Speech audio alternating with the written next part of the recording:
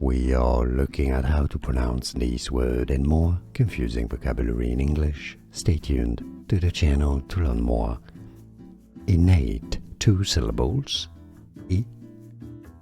Innate. Some may say it also as innate, but more a short E sound generally speaking. Innate, innate, or innate. Stress on the second syllable.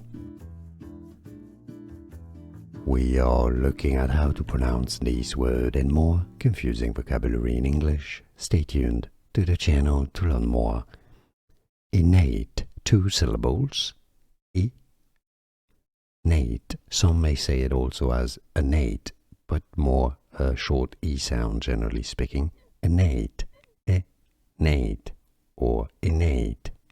Stress on the second syllable. Here are more videos on how to pronounce more confusing words and names too many mispronounced. Like this video if you found it useful. I appreciate your support. I'll see you soon and thanks for watching.